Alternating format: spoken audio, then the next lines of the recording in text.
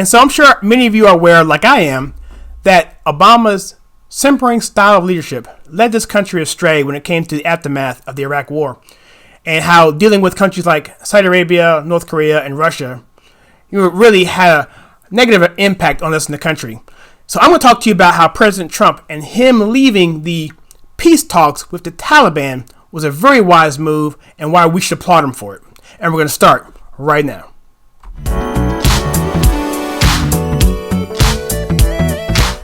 Hi, my name is Kyle, and welcome to my channel where we take culture, TV, and movies, and we filter it right. If this is your first time here, please consider hitting that like and subscribe button and that bell icon so that you don't miss any future content.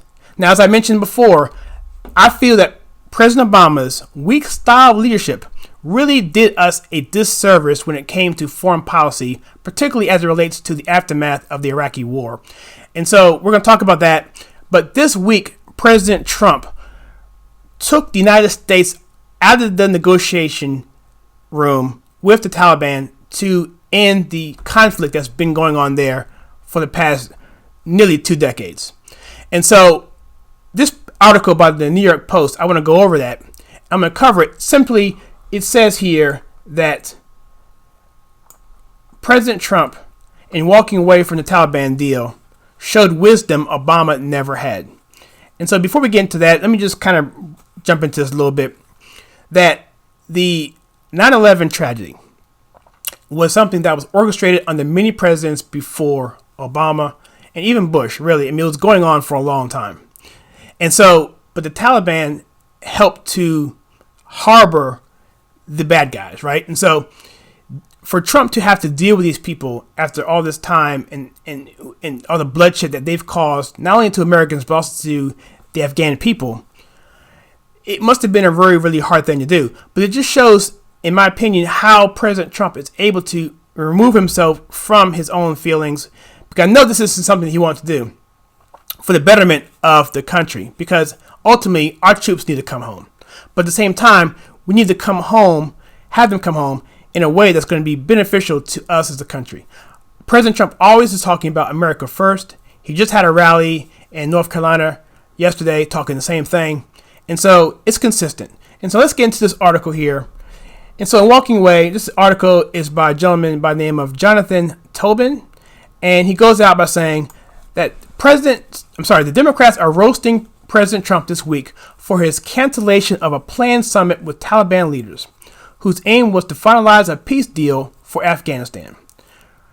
Presidential candidate Amy Klobuchar said Trump was conducting foreign policy as it were a game show. Now, we're not even going to get into that statement so much because the Democrats, everything they're doing right now is a game show. Not only is it a game show, it's a clown show. I mean, it just trips me out how they can get away with so much stuff with their policy, their idiotic ideas in economics and the environment, and not have the media or even the people at a whole in terms of public opinion coming down on them harder than what they should be. But I don't think people even really care or paying attention to a lot of this stuff. But those of us who are see right through it. It says here the bottom line about Trump's decision is that it was correct. Negotiating with the Taliban is a bitter pill for Americans to swallow. These brutal Islamic killers have the blood of nearly 2,000 Americans on their hands, as well as that of countless numbers of Afghans. But after nearly 18 years of a stalemated war and a doomed effort to democratize Afghanistan, the administration was obligated to seek an alternative. The goal of the talks was clear. And so it goes in here, talks about simply that, something had to be done. It's been 18 years of conflict. Americans are dying, and the area is not nearly as stable as it needs to be. Obama pulling out the troops early out of that area and also out of Iraq helped to do some bad things we're going to talk about. And so, yet, this is not an obscure fight that warmongering hawks drag this country into. American security is on the line there, since the first objective must be to guarantee that Afghanistan will never again serve as a haven for terrorists as it did for Al-Qaeda before 9/11.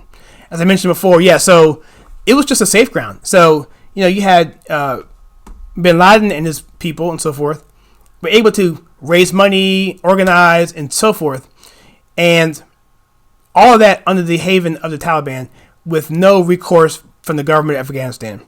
And so we have to make sure that that can't happen again.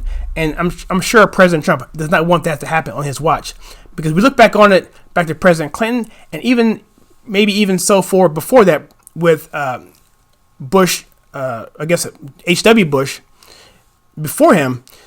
The policies of the Afghan area was conflated because Afghanistan was in war with Russia and we were coming out of the Cold War, and so I get all that. But decision making down the line led to where we are now, and the first Iraq War supposedly encouraged or inspired bin Laden to declare America as an enemy, since we were landing on what he called sacred land in Saudi Arabia, and therefore using that as a precursor for him to come out after America. So that's what the reports are. But the end of the day is this: is that American presidency and the American foreign policy up to that point led to all this. And so it's also important for Washington to not sign a deal that will allow it to betray the Afghan government, because part of it is that we're in with them and helping them to form this government. So for us to turn our backs on them would be a bad thing. Nor should we let the Taliban take over a country and return its tortured people to medieval barbarity after a decent interval has passed between the Americans' withdrawal and the return of the Islamics to power in Kabul.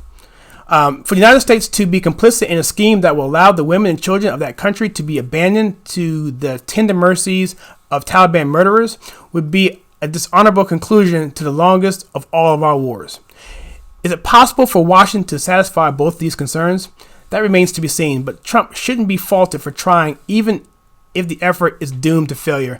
So this is a no-win situation for Trump. I mean, on one side, he wants to actually end the war, but at the same time, he wants to do it in a way that's going to be beneficial for American interests and a stable environment for our allies there after we leave. And so I'm not sure how you do that, but there may still be a presence needed there. But I think he's weighing all his options. But the fact that he was able to, number one, get into it and entertain that is good enough. It's big enough for me, because, many presidents wouldn't have done that, wouldn't have let go of their ego to do that, because Trump has been talking mad rhetoric about how he's going to, nuke and bomb them and so forth and be tough. But at the same time, he has to come out of that and entertain the fact, look, I still want Americans to prosper and to be safe. So I want our troops to come back, but I want them also to come back knowing that their effort there of the past 20 years was not in vain. And so it says here that the problem here is not Trump's theatrical style, but a process that doesn't seem likely to accomplish anything but give the United States a diplomatic fig leaf to cover up a desire to bug out and leave a mess behind that will soon come back to bite us. And I think that's what he's trying to do here. If you contrast that with President Obama, it goes in the article saying here, it says, President Barack Obama was so desperate for a nuclear deal with Iran at any price that he accepted one that didn't ensure Tehran would never get a nuclear weapon or use the wealth it received in exchange for the agreement to fund terrorism and various hostile foreign adventures. So that's the thing. So are you going to use your office to push forth issues and treaties and stuff to enhance yourself, or to make it good on the headline just so that you can, push something, your agenda forward because you said you would do it, or you wanted to strike brownie points with both sides of the aisle, even if it's going to fail 5 years, 10 years down the road, because it doesn't matter at that point because you're out of office? Or are you a person who's based on principle, who will be willing to take criticism for, number one, offering it, and number two, backing out of it when you find out that it's not going to be in the best interest? To me, Trump easily could have just not touched this at all. He could have just done speeches and so forth. But I think the fact that he actually made an effort to try, and then after getting into it, I truly believe he realized, look, this is not going to be good for the United States. There's no way I can do this. And as we enter into 9/11 anniversary in a few days, I am just absolutely sure. Actually, it's tomorrow, right? Yes, it's tomorrow. Is it tomorrow? Yes. Yeah. Taping this video is on the 10th, so this September 11th is going to be on the 11th. So yeah, so I'm pretty sure that this particular action was not it was not a coincidence, right? I'm pretty sure that Trump was trying to get something lined up so that by September 11th, he can come out to the country and say, hey guys, I have a deal with the Taliban. The war is over, and now we can move forward with post September 11th and begin the healing process, getting our troops home and so forth. But he can't do that now because he's pulling our troops back. And so I think he did that because, number one, it wasn't going to work. And number two, he had the sort of the wisdom, like this article says, to know that this isn't going to work long haul. Down the road, Trump is always thinking, in my opinion, down the road. And he sees this 15 years down the road as being a really, really bad deal for America. And so he pulled us out. And so here we go, which says, similarly, Obama was so eager to proclaim that he had ended the war in Iraq with a stroke of his pen that he didn't consider the consequences of a unilateral withdrawal. The resulting power vacuum he left behind led to the rise of ISIS and more suffering and bloodshed. And President Bush W. even said that. He said that pulling the troops out too early would cause a vacuum and that there would be another group coming in there, even worse than the Taliban, and even worse than Saddam Hussein, that would make it way more difficult to get stability in that region again. And he was right, and he predicted it, and now we see it. So while a dramatic gesture like holding talks at Camp David appealed to Trump, it was still a mistake. Canceling it was the beginning of wisdom. So again, he could have had that whole thing with we had I think you had Clinton and Begin, and I think you had the Israeli Prime Minister on the Yitzhak Rabin, I believe, and Arafat at Camp David, wherever they were, shaking hands. That big photo op ended up being, a nothing burger and didn't work out. But it was a good photo op for Clinton. It looked great. But I think Trump would have liked to have had that, but it didn't work out. And so he's smart enough and he's shrewd enough and wise enough, more importantly, to remove us from that because he knows down the line it's not going to be good for America. And so he ends it by saying, there's more achieving America's objectives or ending a war where the other side intends to go on fighting than signing. Let me get it a little higher here.